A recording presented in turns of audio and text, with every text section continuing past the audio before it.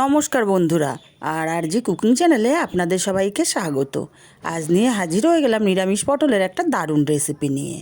তো চলুন শুরু করা যাক। আমি এখানে বেশ কিছুটা পটল অল্প অল্প খোসা ফেলে দু টুকরো করে কেটে ধুয়ে নিয়েছি। আর পটল যেগুলো একটু পাকা আছে বীজ, সেগুলো আমি ফেলে দিয়েছি।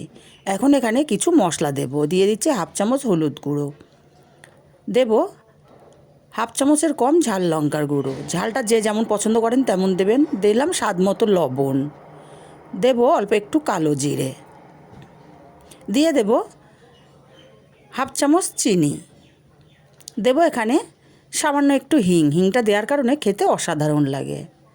দিয়ে দেব 1.5 চামচ বেসন।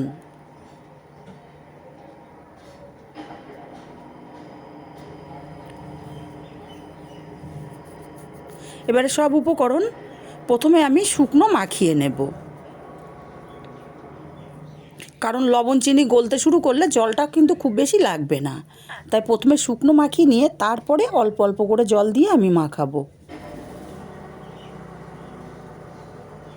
এই যে অল্প করে জল দিতে হবে, ছিটিয়ে ছিটিয়ে, আর মেখে নিতে হবে, যাতে বেসন আর মশলাগুলো সব কিছু পটলের সাথে খুব ভালোভাবে মেখে যেতে পারে। আমি এখানে আর একটু জল দিয়ে মাখিয়ে নেব। প্রথমে কিন্তু বেশি জল দেওয়া যাবে না, তাহলে ব্যাটারটা পাতলা হয়ে যাবে। শুকনো শুকনো করে মাখিয়ে নিতে হবে। সব কিছুকে খুব ভালো করে মাখিয়ে নিয়েছি। এবারে গ্যাসে একটা কড়াই বসিয়ে দিয়ে দিচ্ছি বেশ কিছুটা তেল। তেলের পরিমাণটা এখানে একটু বেশিই লাগবে। তেলটা গরম করে এক এক করে পটল আমি এই গরম তেলের ওপরে দিয়ে দেব। তবে মাথায় রাখতে হবে, গ্যাসের ফ্লেমটা কিন্তু কিছুতেই হাই করা যাবে না। মিডিয়ামে রেখে পটলগুলোকে উল্টে পাল্টে ভাজতে হবে লাল লাল করে।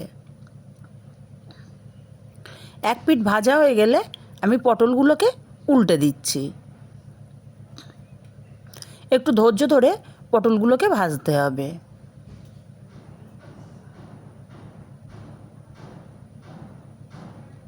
বন্ধুরা, আমি জানি আপনি ভিডিওটা দেখছেন কিন্তু এখনও একটা লাইক দেননি। একটা লাইক দেবেন প্লিজ। আর রেসিপিগুলো যদি ভালো লাগে কাছের আত্মীয় স্বজন বন্ধুবান্ধবের কাছে শেয়ার করবেন। আর যারা ইউটিউব থেকে দেখছেন প্লিজ চ্যানেলটি সাবস্ক্রাইব করে পাশে থাকবেন। আর যারা ফেসবুক থেকে দেখছেন তারা ফেসবুক পেজটি ফলো করে পাশে থাকবেন।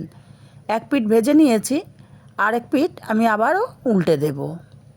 একটু ধৈর্য ধরে পটলগুলোকে ভাজতে হবে। দেখুন পটলগুলোকে উল্টে পাল্টে একটু সময় নিয়ে আমি লাল লাল করে ভেজে নিয়েছি। কত সুন্দর লাগছে না দেখতে কালারটা। এবার পটলগুলোকে আমি উঠিয়ে নেব।